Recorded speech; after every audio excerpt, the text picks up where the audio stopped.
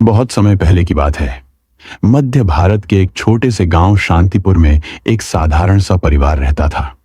इस परिवार में थे वृद्ध पिता हरिदत्त, उनकी बहू रमा और पोता माधव।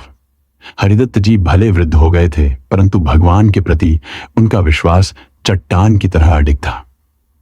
हर शनिवार को वे एक छोटी मिट्टी की दीपक में तेल भरकर अपने आंगन के पीपल वृक्ष के नीचे शनिदेव की पूजा करते थे। उनकी बहू रमा भी बहुत श्रद्धावान थी, लेकिन उसका बेटा माधव इन बातों में विश्वास नहीं करता था। उसे लगता था कि यह सब अंधविश्वास है, कर्म से बड़ा कोई नहीं। एक दिन गांव में एक संत आए, चेहरे पर तेज, आंखों में गहराई, शब्दों में करुणा। गांव के चौपाल में उन्होंने भगवान शनिदेव की महिमा का वर्णन किया। शनि केवल दंडदाता नहीं है, वे आपके कर्मों का आईना है।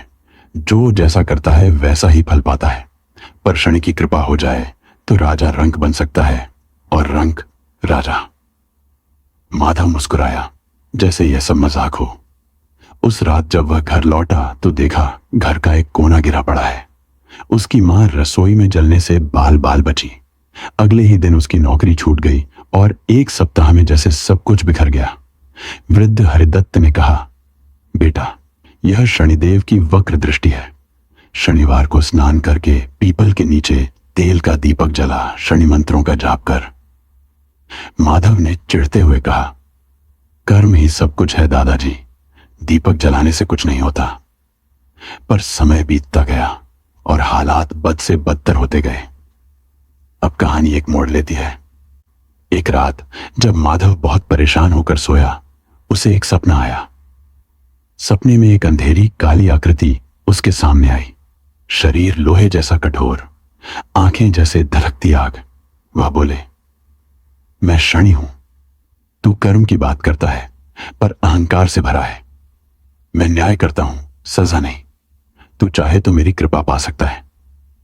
माधव ने कांपते हुए पूछा, क्या कृपा की कोई आशा है? शनि बोले, जिस दिन तू निस्वार्थ होकर सेवा करेगा बिना फल की इच्छा से, उस दिन मेरी कृपा तुझ पर बरसेगी। अगली सुबह माधव बदला हुआ था। उसने गांव में वृद्धों की सेवा शुरू की, भूखों को भोजन कराया और शनिवार को शनि मंदिर जाकर मन से क्षमा मांगी। धीरे धीरे उसके जीवन में बदलाव आने लगे। उसकी मां का स्वास्थ्य सुधरने लगा, उसे एक नई नौकरी मिली और लोग उसकी प्रशंसा करने लगे। पर कहानी यहीं खत्म नहीं होती। एक बार फिर गांव में वही संत आए। इस बार माधव ने उनके चरणों में गिरकर कहा, मुझे समझ आया, शनिदेव दुष्ट नहीं, न्यायप्रिय हैं। संत मुस्कुराए और बोले, तूने समझ लिया कि शनि डराने नहीं, सुधारने आते हैं। उनकी महिमा अपार है और कृपा असीम। उस दिन से माधव ने हर शनिवार को पूरे गांव के साथ मिलकर शनिदेव की पूजा शुरू की। वह अब सिर्फ पूजा नहीं करता, सेवा भी करता।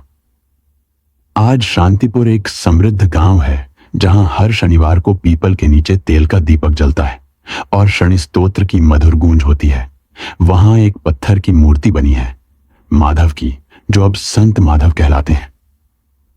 उस पर लिखा है, जिसने शनि को जाना उसने जीवन का सत्य जाना।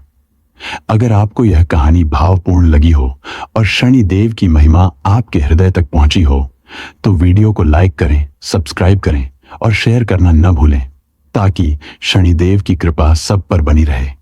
जय शनिदेव।